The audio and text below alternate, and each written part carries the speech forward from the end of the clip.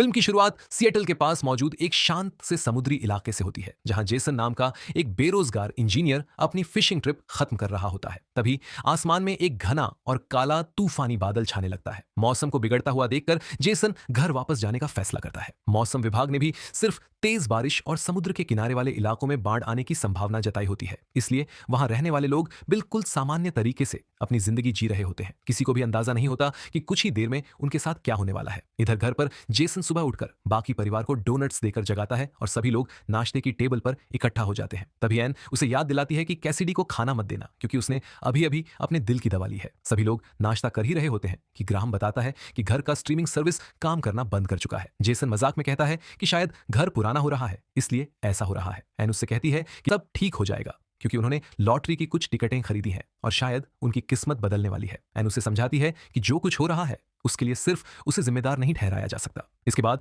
वह बताती है कि अगले दिन एक आदमी आने वाला है जो घर की चिमनी में आई दरारों को चेक करेगा। उस आदमी के मुताबिक चिमनी ही शायद इस घर को किसी तरह जोड़े हुए है, क्योंकि घर की नींव काफी कमजोर हो चुकी है। तभी बच्चे जेसन से जिद करने लगते हैं कि बारिश हो रही है तो क्या हुआ, उन्हें क्रिसमस ट्री खरीदने जाना है। जेसन पहले मना करता है, लेकिन ग्राहम उसे उसका किया हुआ वादा याद दिलाता है। आखिरकार जेसन बच्चों को ले जाने के लिए तैयार हो जाता है। परिवार घर से बाहर निकलने की तैयारी करता है, लेकिन तभी उन्हें पता चलता है कि घर का कोई भी दरवाजा या खिड़की खुल ही नहीं रही है। शुरुआत में उन्हें लगता है कि शायद कोई उनके साथ मजाक कर रहा है, लेकिन जब उन्हें पता चलता है कि वाईफाई और मोबाइल नेटवर्क, घबराहट फैलने लगती है। जेसन पूरी ताकत लगाकर घर के सामने वाले दरवाजे को खोलने की कोशिश करता है, लेकिन दरवाजे से टकराकर वह इतनी जोर से पीछे गिरता है कि सबके होश उड़ जाते हैं। इसके बाद वह एक लंबी लोहे की रॉड उठाता है और खिड़की के शीशे पर जोर से मारता है। शीशा टूटते ही सामने का नजारा देखकर सबके होश उड़ जाते हैं। घर के चारों तरफ बारिश जैसी दिखाई देने वाली एक अजीब सी दीवार बनी हुई होती है, यानी पूरा घर किसी रहस्यमयी बैरियर के अंदर बंद हो चुका होता है। अब उन्हें समझ आ जाता है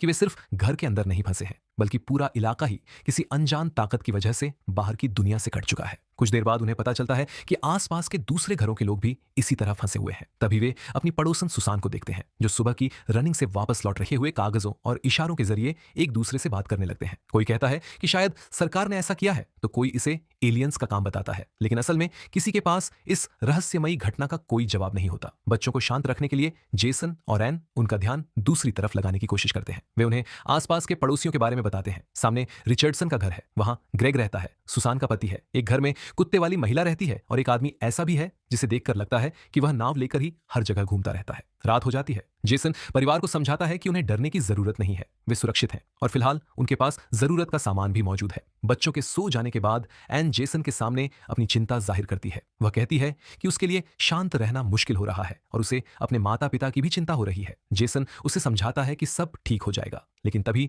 वह एन को एक ऐसी बात बताता है जिसे सुनकर एन हैरान रह जाती है। जेसन ने चुपके से घर में एक बंदूक खरीद कर रखी हुई थी। दरअसल उसे बार बार ऐसे सपने आते थे जिनमें उसे महसूस होता था कि कोई बहुत बुरी चीज उनके पास आने वाली है। एन इस बात से नाराज हो जाती है कि जेसन ने उससे इतनी बड़ी बात छिपाई, खासकर तब जब घर में बच्चे भी मौजूद हैं। लेकिन थोड़ी देर बाद वह खुद जेसन से कहती है कि अगर ऐसी स्थिति दोबारा आती है तो उसे बंदूक चलाना सीखना होगा। इसलिए जेसन उसे बंदूक चलाने का तरीका समझाने लगता है। दूसरी तरफ जेसन उस रहस्यमयी बैरियर को तोड़ने की हर संभव कोशिश करता है। वह अलग अलग चीजों से उसे तोड़ने की कोशिश करता है, लेकिन कोई फायदा नहीं होता। जब एन उसके पास आती है तो जेसन उसे बताता है कि वह अजीब बारिश जैसी दीवार पूरे घर को चारों तरफ से सील कर चुकी है। लेकिन एक बात राहत देने वाली होती है। उन्हें पता चलता है कि घर के अंदर ताजी हवा अभी भी आ रही है, यानी कम से कम उनके सामने दम घुटने का खतरा नहीं है। एन को लगता है कि उन्हें बस बारिश रुकने का इंतजार करना, रहस्यमयी बैरियर भी खत्म हो जाएगा। लेकिन जेसन कहता है कि यह कोई सामान्य बारिश नहीं है। उसे साफ महसूस हो रहा है कि यह बैरियर इंसानों का बनाया। से कहती है कि घर में जहां जहां से बच्चों को यह अजीब चीज दिखाई दे रही है, उन जगहों को ढक दो ताकि बच्चे ज्यादा डरे नहीं। अगली सुबह आखिरकार बारिश रुक जाती है। जेसन और एन को उम्मीद होती है कि अब शायद वह रहस्यमयी बैरियर भी खत्म हो गया होगा। दोनों घर के सामने वाले दरवाजे के पास जाते हैं और उसे खोलने की कोशिश करते हैं, लेकिन दरवाजा अभी भी नहीं खुलता। सबसे हैरानी की बात यह होती है कि ग्राहम और रूथ बिल्कुल शांत रहते हैं। उन्हें अपने माता पिता पर पूरा भरोसा होता है कि वे किसी न किसी तरह इस मुसीबत का हल जरूर निकाल लेंगे। अब परिवार अपनी जिंदगी को किसी तरह सामान्य रखने की कोशिश करता है। एन घर के लिए कुछ नियम बनाती है ताकि इस अजीब परिस्थिति के बावजूद बच्चों की रोजमर्रा की जिंदगी ज्यादा न बदले। वहीं जेसन घर में मौजूद खाने का राशन गिनना शुरू कर देता है। वह सभी को समझाता है कि अब उन्हें खाना सोच समझकर इस्तेमाल करना होगा। पानी, बिजली और गैस भी बचानी होगी, क्योंकि उन्हें नहीं पता कि वे इस घर के अंदर आखिर कितने समय तक फंसे रहने वाले हैं। फिर भी जेसन बच्चों को डरने नहीं देता। वह उन्हें भरोसा दिलाता है कि यह स्थिति हमेशा के लिए नहीं है। वह और एन हर हाल में उन्हें सुरक्षित रखेंगे और जल्द ही सब कुछ ठीक हो जाएगा। लेकिन जेसन को खुद भी नहीं पता होता कि जिस रहस्यमयी ताकत ने उन्हें इस घर में कैद किया है वह आखिर है क्या। और सबसे बड़ा सवाल यह है कि क्या वे कभी इस बैरियर से बाहर निकल भी पाएंगे। जेसन बच्चों को घर पर पढ़ाने की कोशिश करता है, लेकिन बच्चे जल्दी ही पढ़ाई में अपना मन खो देते हैं। इसके बाद जेसन पढ़ाई का तरीका बदल देता है और रूथ के खिलौनों की मदद से बच्चों को मछली साफ करना और उसके अंदर के हिस्से निकालना सिखाने लगता है। तभी एन बच्चों को चाकू इस्तेमाल करते हुए देख लेती है और जेसन को डांटती है। हालांकि जेसन उसे समझाता है कि बच्चे सावधानी से काम कर रहे हैं। एक हफ्ते बाद एन टमाटर काट रही होती है। जेसन टमाटर के बीज फेंकने वाला होता है, लेकिन एन उसे रोक देती है। वह फैसला करती है कि इन बीजों को सुखाकर बाद में जमीन में लगाया जाएगा ताकि जरूरत पड़ने पर घर में ही खाना उगाया जा सके। हाथ से लिखे हुए कागजों के जरिए जेसन को मैक्स से पता चलता है कि यह रहस्यमयी घटना लगभग 5 ब्लॉक तक फैल चुकी है। दोनों अपने अपने काम के बारे में बात करते हैं। मैक्स बताता है कि वह रिटायर्ड डेंटिस्ट है और अब उसके पास खाने का सामान भी धीरे धीरे कम होता जा रहा है। अगले कुछ हफ्तों में परिवार इस नई जिंदगी का आदी होने लगता है। वे खुद को व्यस्त रखने के लिए डांस करते हैं, फिल्में देखते हैं, एक्सरसाइज करते हैं और पहले से ज्यादा समय एक दूसरे के साथ बिताते हैं। एन घर में खाना उगाने की कोशिश करती रहती है, जबकि जेसन घर के बाकी सारे काम संभालता है। फिर क्रिसमस आ जाता है। परिवार घर में क्रिसमस ट्री लगाता है और खिड़कियों के अंदर से अपने पड़ोसियों को क्रिसमस मनाते हुए देखता है। उसी रात जब जेसन और बच्चे अटारी में होते हैं, रूथ ग्रैहम से कहती है कि उसे लगता है कि वह रहस्यमयी रेन वॉकर फिर से वापस आ गया है। लेकिन ग्रैहम उसकी बात को नजरअंदाज कर देता है और कहता है कि शायद वह सिर्फ कोई जानवर होगा। अब घर में खाने का सामान बहुत कम बचा है। बच्चे खाने को देखकर शिकायत करने लगते हैं और खाना खाने से मना कर देते हैं। जेसन बिना कुछ कहे उनकी प्लेट से खाना उठाकर खुद खाने लगता है। तभी रूथ कहती है कि उसने बाहर किसी इंसान को देखा है। एन इसे रूथ की कल्पना समझकर बात टाल देती है, लेकिन रूथ बार बार कहती है कि उसने रेन वॉकर को देखा है। यह सुनकर जेसन अपना आपा खो देता है और उसे याद दिलाता है कि बाहर जाना संभव नहीं है और सभी लोग इसी घर के अंदर फंसे हुए हैं। हालांकि कुछ ही देर बाद जेसन को अपनी गलती का एहसास होता है और वह रूथ से माफी मांग लेता है। माहौल को थोड़ा बेहतर करने के लिए एन परिवार के लिए घर पर बनी कुकीज लेकर आती है, लेकिन इन कुकीज में असली चीनी नहीं होती। बाद में रात को एन और जेसन चुपचाप इस बात को लेकर परेशान होते हैं कि यह पूरी परिस्थिति बच्चों के मानसिक हालात पर कितना असर डाल रही है। दोनों एक दूसरे को भरोसा दिलाते हैं कि वे अपनी तरफ से पूरी कोशिश कर रहे हैं। इसके बाद दोनों को एक ड्रॉर में आखिरी बची हुई थोड़ी से एक फिल्म देखने बैठ जाते हैं। इसी दौरान जेसन एन से कहता है कि अजीब बात है, लेकिन इस तरह अपने परिवार के साथ घर में फंसे रहने के बाद भी वह पहले से ज्यादा खुश महसूस कर रहा है। तभी एन की नजर बाहर एक लोमड़ी पर पड़ती है। वह उसे देखकर चुपचाप उसके सुरक्षित रहने की कामना करती है। अगली सुबह परिवार एक दूसरे को छोटे छोटे क्रिसमस गिफ्ट देता है। तभी बच्चे एन को एक ऐसा तोहफा देते हैं जिसकी उसने कभी उम्मीद नहीं की थी। उसके बचाए हुए बर्फ खींचने की कोशिश कर रही होती है। परिवार कुछ समझ पाता उससे पहले ही मिसेज रिचर्डसन अचानक जमीन पर गिर जाती है और उनकी मौत हो जाती है। उस रात रूथ की नींद खुल जाती है। वह अपनी गुड़िया के साथ खेलने लगती है। तभी उसे बाहर से एक बेहद तेज और अजीब आवाज सुनाई देती है। वह खिड़की से बाहर देखती है और उसे सुसान दिखाई देती है। रूथ को देखते ही पूरा परिवार खिड़की के पास पहुंच जाता है।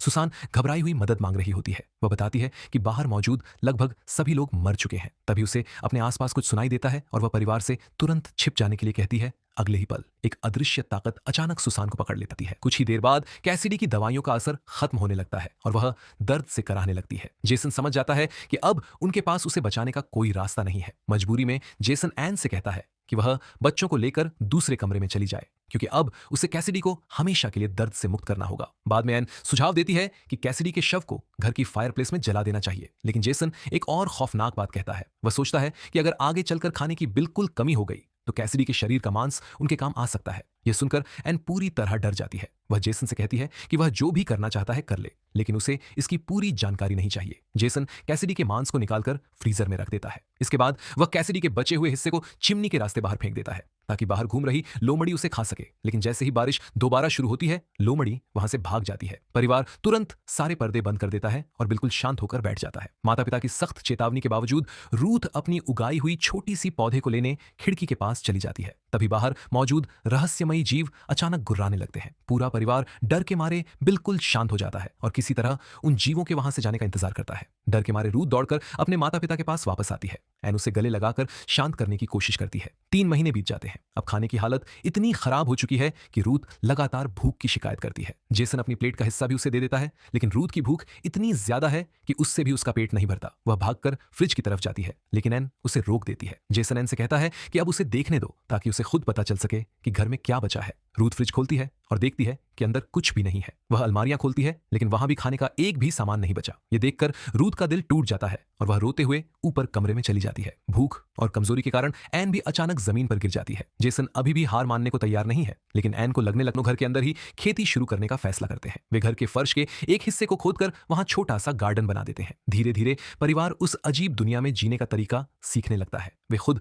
खाद बनाते हैं, घर के अंदर सब्जियां उगाते हैं और जाल लगाकर जानवरों को पकड़ते हैं ताकि उन्हें ताजा मांस मिल सके। बाहर की दुनिया में कई लोग भूख से मर रहे थे और कई लोग उम्मीद खो चुके थे, लेकिन जेसन का परिवार एक दूसरे का साथ नहीं छोड़ता। वे हर हाल में जिंदा रहने की कोशिश करते रहते हैं। फिर साल बीतने लगते हैं। आखिरकार घर की बिजली भी पूरी तरह बंद हो जाती है। 5 साल बाद अब ग्रैहम और रूथ दोनों बड़े हो चुके हैं। बाहर पूरा इलाका लगभग सुनसान हो चुका है। ज्यादातर पड़ोसी या तो मर चुके हैं या वहां से गायब हो चुके हैं। जेसन आज भी रोज बाहर जाकर जंगली जानवरों का शिकार करता है ताकि अपने परिवार के लिए खाना जुटा सके। एक दिन एन जेसन के बाल काट रही होती है। इसी दौरान वह जेसन से कहती है कि उन्हें उम्मीद नहीं छोड़नी चाहिए। हो सकता है किसी दिन यह बारिश रुक जाए और तब उनके पास इस जगह से बाहर निकलने का मौका हो। लेकिन ग्रैहम उसकी बात से सहमत नहीं होता और गुस्से में वहां से चला जाता है। बाद में एन जेसन से कहती है कि बच्चे उसके सामने ही बड़े हो रहे हैं, लेकिन वह सिर्फ जिंदा रहने की कोशिश में इतना व्यस्त हो गया है कि बच्चों को समय ही नहीं दे पा रहा। जेसन को एहसास होता है कि एन सही कह रही है। कुछ समय बाद एक और भयानक तूफान आ जाता है और परिवार हमेशा की तरह घर को पूरी तरह बंद कर देता है। लेकिन इस बार कुछ ऐसा होता है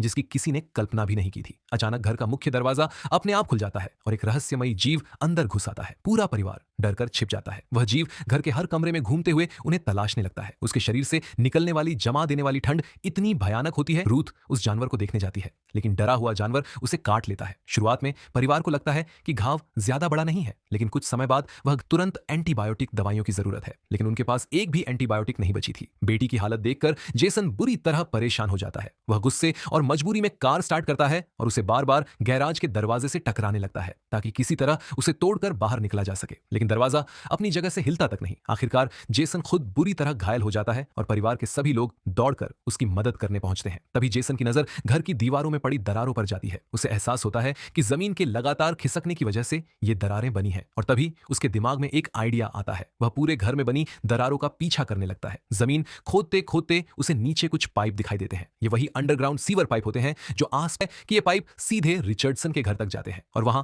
मैक्स रहता था जो पेशे से डेंटिस्ट था। शायद उसके घर में अभी भी एंटीबायोटिक दवाइयां मिल सकती हैं, लेकिन समस्या यह थी कि पाइप इतना छोटा था कि जेसन उसमें से गुजर ही नहीं सकता था। तभी एन कहती है कि वह खुद जाएगी। एन किसी तरह उस बेहद संकरे पाइप के अंदर घुसती है और रेंगते हुए रिचर्डसन के घर तक पहुंच जाती है। घर के अंदर पहुंचते ही उसे वहां का भयानक मंजर दिखाई देता है। वहां मिसेस रिचर्डसन की सड़ी गली लाश पड़ी होती है। एन डर जाती है, लेकिन बेटी की जान बचाने के लिए वह हिम्मत नहीं हारती। वह पूरे घर में दवाइयां तलाशती है। आखिरकार उसे बेसमेंट में एंटीबायोटिक दवाइयां मिल जाती हैं। एन कुछ बोतलें पानी की भी साथ ले लेती है, लेकिन तभी अचानक देखकर वह उसे जल्दी से वापस आने के लिए कहता है। लेकिन तभी जेसन को पता चलता है कि उस घर के अंदर एक रहस्यमयी जीव पहले से मौजूद है। एन तुरंत छिप जाती है। वह किसी तरह उस जीव की नजरों से बचते हुए धीरे धीरे पाइप की तरफ बढ़ती है, लेकिन जैसे ही वह वापस जाने वाली होती है वह जीव उसे देख लेता है। एन मजबूरी में अपनी पिस्तौल निकालती है और गोली चला देती है। इसी बीच जेसन घर के अंदर से एरियल सिल्क की मदद से एन को अपनी तरफ खींचना शुरू कर देता है। आखिरकार एन सुरक्षित घर के अंदर पहुंच जाती है। जेसन तुरंत उस रास्ते को तोड़कर बड़ा कर देता है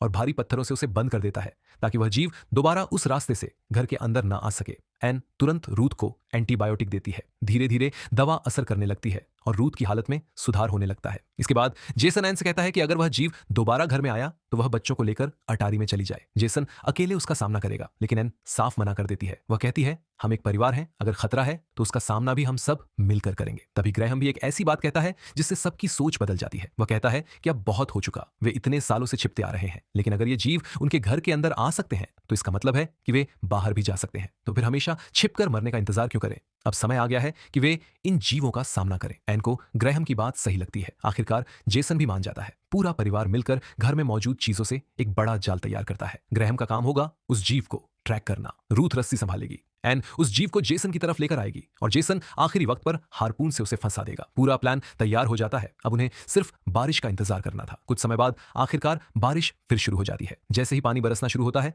घर की हर तरफ से पानी अंदर घुसने लगता है और तभी वह रहस्यमयी जीव भी वहां पहुंच जाता है। परिवार तुरंत अपना प्लान शुरू कर देता है। एन उस जीव की तरफ बम फेंकती है और वह आग की लपटों में गिर जाता है। जेसन तुरंत हार्पून से उस पर हमला करता है। पहली बार उसका निशाना चूक जाता है, लेकिन जेसन हार नहीं मानता। वह दोबारा हमला करता है और इस बार हार्पून सीधे उस जीव को लग जाता है, लेकिन इतना होने के बाद भी वह जीव रुकता नहीं। वह लगातार परिवार का पीछा करता रहता है। उधर पानी का स्तर तेजी से बढ़ने लगता है। परिवार मजबूरी में घर की ऊपरी मंजिल की तरफ भागता है। तभी ग्रैहम को याद आता है कि हार्पून वहीं नीचे छूट गया है। वह उसे लेने वापस जाता है, लेकिन तभी वह जीव अचानक ग्रैहम पर हमला कर देता है। परिवार किसी तरह ग्रैहम को खींचकर सुरक्षित जगह पर ले आता है। अब सभी लोग अटारी में पहुंच जाते हैं। जीव भी उनका पीछा करते हुए वहां तक पहुंच जाता है। अब भागने की कोई जगह नहीं बची थी। पूरा परिवार एक साथ उस जीव का सामना करता है और सही मौके पर जेसन पूरी ताकत से हार्पून उस जीव के शरीर में घुसा देता है। जाल सक्रिय हो जाता है और वह जीव नीचे की तरफ खींचने लगता है। उनके सामने दर्जनों नहीं बल्कि कई सारे रहस्यमयी समुद्री जीव खड़े होते हैं। चारों तरफ